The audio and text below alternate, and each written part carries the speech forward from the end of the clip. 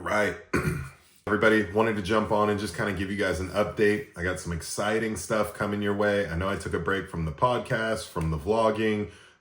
Life happens fast. My wife was coaching 2 soccer teams, so I was at home making sure that our boys were getting everything, and I was there when they were home from school. So first and foremost, always dad, and then everything else, work. We just got back from Disneyland, but things are finally starting to settle down. So it's been good. I'm moving on to the next phase of where things are at for me, of my training. And I know that I've kind of shared a little bit of insight on the program that I was utilizing before, which was really, really nice. It was like a 30, maybe 20 to 30 minute workout, 4 days a week, full body, in and out. And I was able to really just maintain my physique the entire time.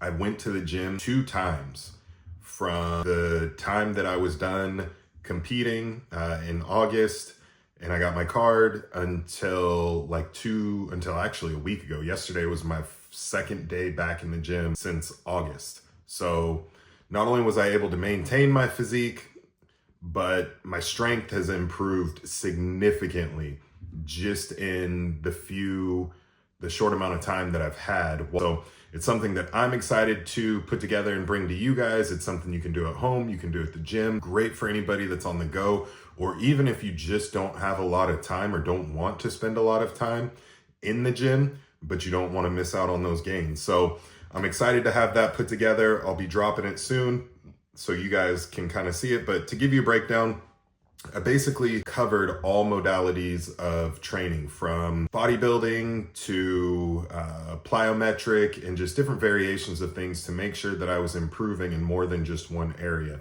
I love bodybuilding. It's what I do at the core, everything that I really enjoy, but it is a very one or single plane of motion. Everything is moved up and down or front and back. So I wanted to get some different movements in. There was, box jumps and different things like that. But to give you kind of a breakdown, Monday, Tuesday were my bodybuilding days. And so I would go in, I would have 4 heavy compound movements, 1 for chest, 1 for back, 1 for shoulders, 1 for leg. I would do 2 sets and I would hit them for 8 to 10 reps the first 4 weeks. And then the last 4 weeks, it was 10 to 12 reps. And the reason that I did that was, first, I wanted to increase weight. And being that I was working out at home, I only had so much weight that I could work within. So once I was able to increase the weight and then move that weight effectively for 8 to 10 reps, I had to make sure I was continually progressing. So the next best thing is increase the reps. So 8 to 10, weeks 1 through 4 with a good amount of weight, increasing week after week. And then weeks 6 through 8, I was increasing the reps from 10 to 12, all while keeping good form, and then making sure that I was really controlling both the eccentric and concentric portion of the rep. So because I didn't have a lot of different equipment to utilize, I had to make sure that I was getting really, really good at the equipment with the equipment that I had. And it just goes to show, like, the gym is great. And yes, you get a ton of variety and lots of options from the gym, but you can still not only maintain, but build a really good physique with a few pieces of equipment at home. The biggest thing is that you have to make sure that you are focusing on progressive overload, which is increasing your time under tension, increasing your weight, increasing your reps, increasing your total volume, or decreasing rest time. Those are kind of the main 5 that you have to make sure that you're doing in all aspects if you want to see continued growth and progress in your physique as you go. And then obviously nutrition was a big key, but that didn't really change. I slowly was just adding carbohydrates, since I already had my protein at around 1 gram per pound of body weight.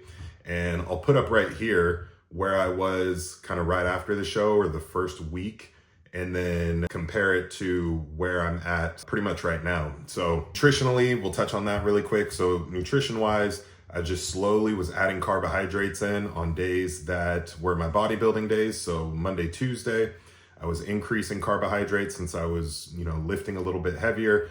Wednesday, I took off, so I would back the carbs off by about 40%.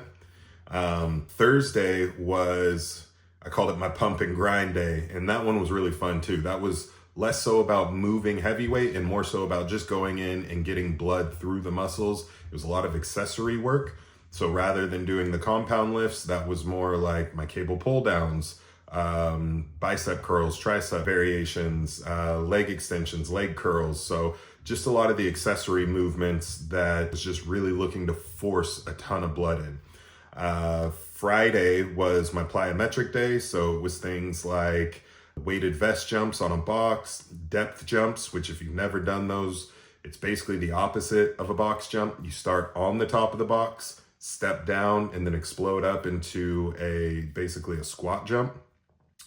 And so by doing that, I was forcing the body to load strength in different areas rather than just the continual coming down, going up. And surprisingly, it worked very well in increasing my strength.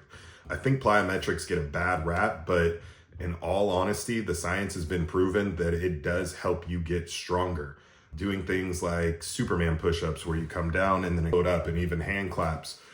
You're forcing your body to exert power in a different range than it normally would.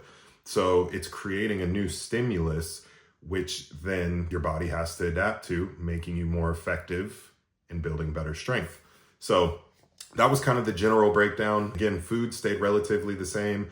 1 gram of protein per pound of body weight. My fats always stay about 50 grams. I keep my fats really low.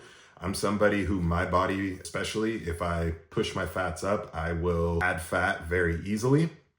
So I tend to keep those very low. And then on my load days, I'll introduce some fattier, still clean, but fattier option foods. So chicken thighs, a little bit fattier cuts of steak, salmon, those sorts of, I'll get a lot more of my healthy fats in through my load days than I will just day to day. And then pushing my carbs up, I was starting out about 180 grams. Right now I'm about 250, 300 grams of carbs on training days, and then about 180 to 200 grams of carbs on non-training days. And even though for some that might seem really low, the biggest thing to remember is that it's not you are what you eat, you are what your body can process. And yes, there are people out there that can eat 3, 4, 5, 600 grams of carbs and their body does great. I can assure you, you may see me with the cookies and those things. That's once every 2 to 3 weeks, maybe. For me and my body, I do really well around 250. A lot of that's coming in from sweet potatoes, white rice, and that's really about it. Those are kind of my main sources. But if I go above that, generally my body will tend to start to store.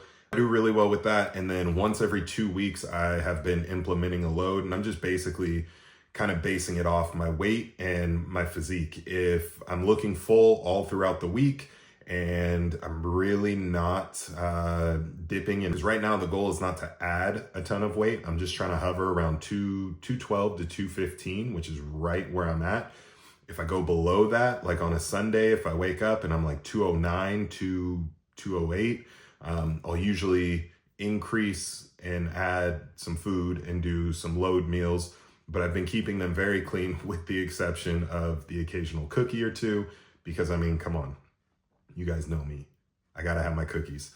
But it doesn't mean you can't still add them. If I have a higher caloric day kind of leading up, then I'll leave the cookies out. If the day's been pretty mellow, then I might throw a cookie or two in the evening. But unlike, unlike during prep where I'm leaner, process more, and I can get away with some of those dirtier type foods, or more processed foods, I should say. Right now, because I'm in a surplus, even though it's a smaller surplus, my body really doesn't need it. So I'm just doing it on occasion, or just kind of throwing in a little less than what I would have typically done had I been in prep or if I was cutting. But all in all, strength's good. We're getting back into the gym soon. Like I said, yesterday was a shoulder workout, really good day. So just want to give you guys some tips in terms of what I have coming out. Progressive overload. Make sure that whether you're working out at home or whether you are working out in the gym, whatever you're doing, whether it's with weights, whether it's body weight, it doesn't matter. It doesn't matter. You just have to make sure that you are changing or progressing some form of stimulus throughout that workout. So I got more stuff coming down the pipeline. Talked to Tommy. We got a couple of things lined up, so we should be bringing podcasts back. I'm looking at jumping on with a friend, Gil, owner of Doughy Intentions, amazing fitness coach. And on the opposite side, an amazing baker. You guys have probably seen some of the stuff that I have got from him, but I plan on doing a little podcast with him.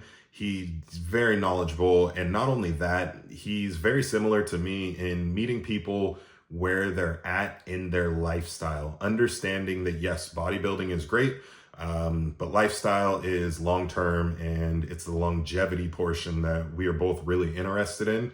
And he has some great views and opinions and ideology on eating habits and really just how to maximize eating the foods that you want to eat and still being able to obtain your goals. So lots of good stuff coming down the way. Don't forget to like and subscribe, and I will catch you guys on the next one.